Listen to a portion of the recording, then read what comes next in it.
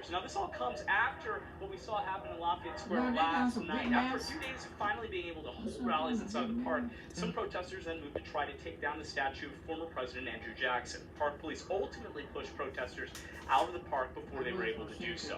Now, today, the conflicts or skirmishes between police and protesters have been smaller but still noteworthy. We saw around 3:30 this afternoon, around the corner of K and 16th Streets Northwest. More than 50 D.C. police officers converged in that intersection just north of the plaza. Surrounding it from all sides, they then proceeded to take a man into custody who was by a tent. After that, D.C. police called in a garbage truck to haul away that tent. Another flatbed truck then took away 2 cars with the words "Black Lives Matter" painted on their sides. As all of this was going on, a man climbed atop a nearby light pole and then shouted down to the crowd that he was homeless and that the police were taking away his tent. One woman we talked to saw the event unfold from across the street. She was critical of the officers' actions on the plaza. It's really disheartening. Like, my mom is really the one who brought us all down here so that we could pray over our lives and just for safety.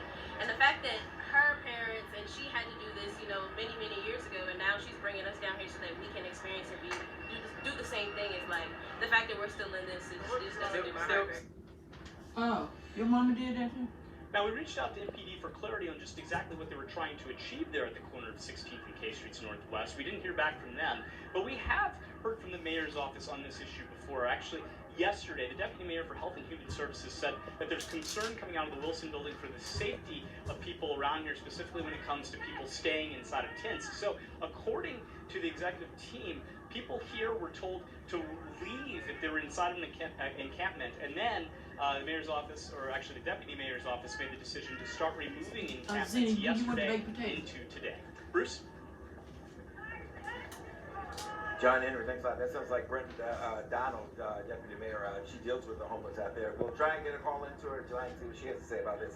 John Henry reporting from Lafayette Square. Thanks a lot, John. Jess Arnold was at Lafayette Square last night. You probably saw her report. She witnessed the tense interactions between police and protesters. And some people tonight are asking, did police violate the protesters' rights? Jess spoke with some city council members and a legal expert to get some answers. Bruce, a law professor, said it's complicated. Police have to decide whether they want to maintain order and let people try to pull down the statue or prevent injury and vandalism, and we've allowed them to do that on the spot. Yesterday, they chose to intervene. Now, the tactics police used are also in question, so I asked the lawyer and DC council members for their take.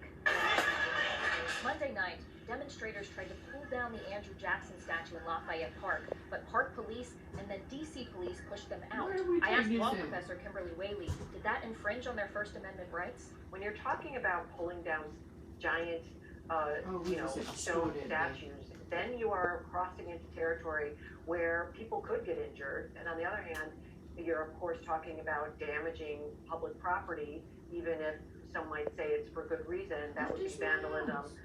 So there is a justifiable reason for the police to interfere with that kind of activity that crosses outside the boundaries of protected First Amendment actions.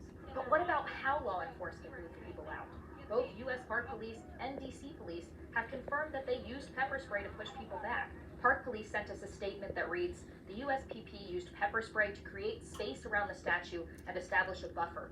The USPP was protecting life and property by not allowing the toppling of the Jackson statue. Lafayette Square is closed. And D.C. Police said in part, the use of a chemical